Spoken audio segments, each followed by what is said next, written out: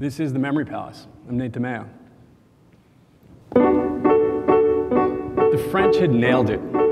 The world loved a World's Fair, and the Exposition Universelle in Paris in 1889 just killed. The exhibits in the grounds were unparalleled and impeccable. And at the center of it all was this audacious steel structure that managed to be imposing and elegant and the tallest thing on earth and unmistakably French all at once. Paris had the Eiffel Tower. And the men planning the next fair, the Columbian Exposition in Chicago just a few years away, needed something that good. Something Eiffel Tower good. And that wasn't easy to find. The proposals ran from the ridiculous, like a structure that would rise almost 2,000 feet above the land of Lincoln, made entirely of stacked logs, on top of the replica of Abe's boyhood home, to the extra ridiculous. Something so tall that visitors would take an elevator to the top and then sit in a slide that would drop them off right here in San Francisco. The fair's organizers were in a panic. They demanded that America's designers and engineers step up, and a man named George Ferris stepped forward. When his Ferris Wheel was completed that summer, it rose 264 feet above the ground, which was a lot shorter than the Eiffel Tower. But that thing didn't even move. And the idea that something that was so massive but appeared so fragile, like a bicycle wheel whose spokes looked too thin to keep the bike up, was thrilling and kind of terrifying. Despite what the engineers said, despite the math and laws of physics, despite the assurances given by people running the fair, there are people who were sure that this ludicrous machine was going to be a disaster, that people are going to die. That not only was this flimsy thing not going to be able to stand up to a prairie wind or a gale off the lake, even if it did, the prospect of tumbling through the air 20 stories above Chicago is craziness. Who in their right mind was going to want to ride that thing? And hundreds of thousands of people did. Despite the fact that during this test run, hundreds of bolts and loose parts rained down on spectators below. Despite true stories of panicked riders trying to escape through the windows when they realized exactly how high 200 feet was. Despite apocryphal stories of suicides in severed limbs. This Ferris wheel, this thing that's basically a kiddie ride today, was a bigger thrill ride than any quintuple loop reverse twist open car rocket coaster you might have at Six Flags. But moreover, it was an entirely new human experience. The newspapers, even some in France, said it was the marvel of the age, better than the Eiffel Tower. And it was a Ferris wheel. That almost mundane sensation we have now of looking down from above and moving through space, up and down and around again. No one had ever felt that way before. Of course, now we can't really feel it anymore. We've gone around too many times. We've looped too many loops. But back in 1893, you could pay your 50 cents and climb into a car right after sunset during the golden hour and experience something entirely new. You could rise up far above the World's Fair, where down below Americans were eating hamburgers for the first time, where entire villages from Egypt and Algeria had been reconstructed in the American Middle West. And you could come back down and step out of the car and be among the first people on Earth to ever walk around at night with lights on. But fairs end. They shut down, they pack up, they leave town. And the Ferris wheel left too. It moved to a different park on the north side of the city. It was fun for a while, but then the novelty was gone, and they tore it down. And a salvage company bought it for $8 grand and blew it up with dynamite and sold the pieces for scrap.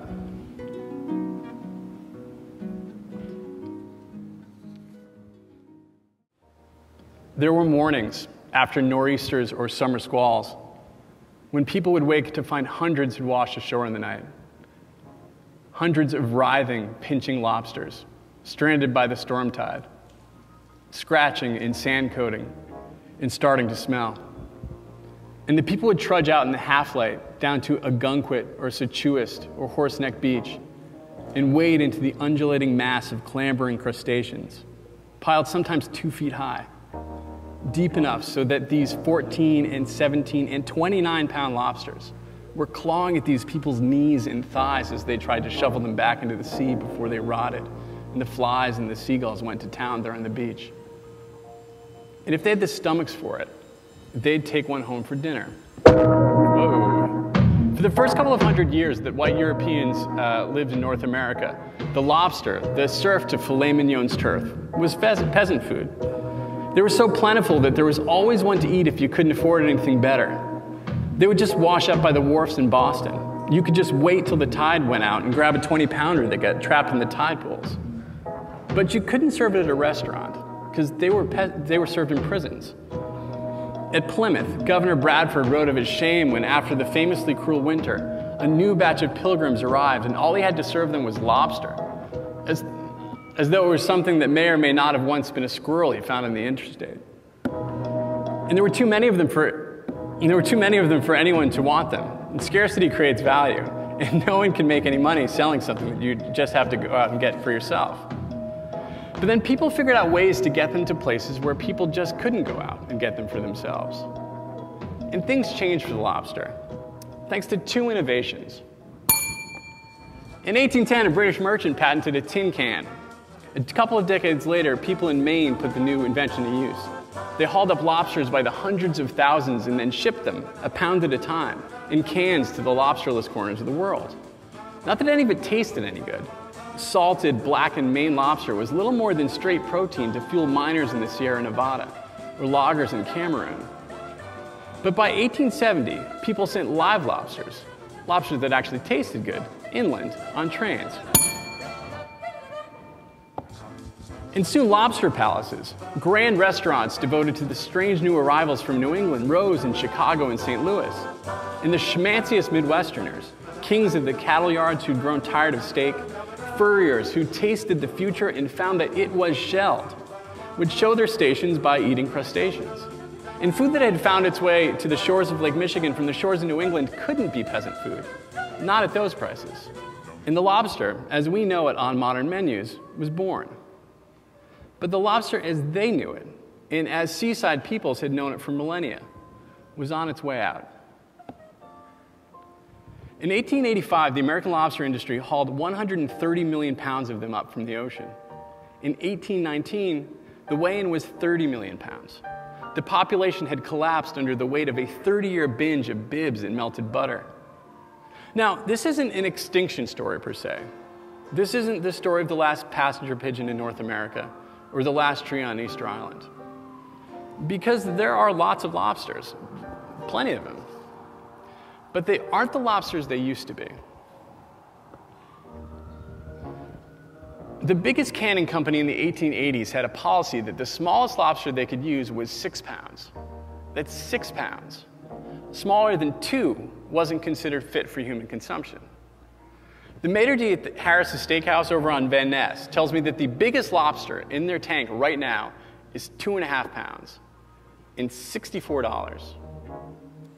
It takes up to 7 years for a lobster to grow to be 1 pound. Now, a couple of years ago, there was a lobster named Goliath in a tank at a sports bar in Taunton, Massachusetts. He weighed 20 pounds. And during halftime of the 2008 Super Bowl, while watching the Patriots lose to the New York Giants, a 35-year-old woman from Medway won Goliath in a raffle. And she didn't eat him. She wrapped him in towels soaked in cold salt water and drove an hour up Route 24 to Boston and handed him over to the New England Aquarium.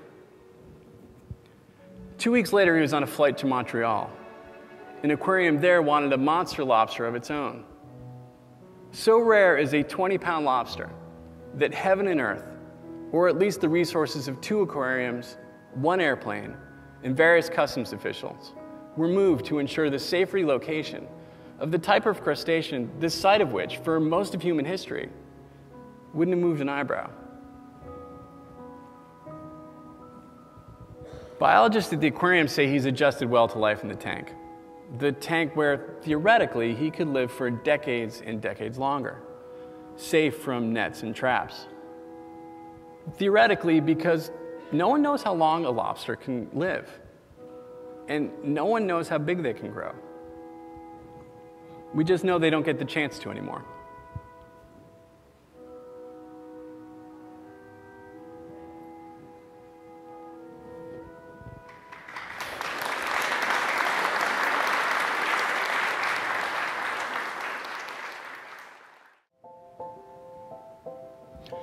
Samuel Finley Breese Morse spent the first 35 years of his life learning to paint. At Andover, at Yale, in London at the Royal Academy. He studied the works of the masters to learn how Michelangelo built bodies that seemed to pulse and shudder out of mere oil and shadow and crosshatch. To learn how Raphael summoned the spark of inner life with a single stroke of pure white and the dusky ochre of a noblewoman's eye. To learn how to create illusions of space and distance. To learn how to conjure the ineffable through the mere aggregation of lines and dots on stretched canvas. He learned how to paint. In 1825, Morse was living in New Haven, Connecticut with his wife Lucretia and 2 young sons. And there was a 3rd child on the way, due any day now, when a courier delivered a message. The city of New York wanted to pay Morse $1,000 to paint a portrait of the Marquis de Lafayette. The hero of the Revolution was coming to Washington to celebrate the 50th anniversary of the start of the war, and he would sit for Morse if the painter could leave right away. So he packed up his easel and his brushes and his paints and clothes good enough to wear when meeting a man of the age, and he kissed his pregnant wife, and he left that night. On another night, a week later, Morse was in his rented studio in Washington, preparing it for the arrival the next morning of his distinguished subject. And he heard a knock on the door. Another courier, breathless and dirty from a hard ride on hard road, handed him a note, and it was five words long. Your dear wife is convalescent. He left that night. He rode for 6 days straight, on horseback and in the backs of juddering wagons, wrapped in blankets against the cold of October nights. And when he made it to New Haven and ran through the fallen leaves to the house on Whitney Avenue, he learned that his wife was dead. In fact, she had died before the courier had knocked on his door. In fact, she had already been buried some morning while he was on the road, while he was racing home to be by her side and sit with her while she got better. Samuel Finley Breese Morse spent the next 45 years of his life trying to make sure no one would ever have to feel the way he felt that night, ever again. Samuel Finley Breese Morse spent the next 45 years inventing the telegraph to turn real space and real distance into illusion, and developing Morse code, dots and lines, that could transmit the stuff of real lives and of dying wives.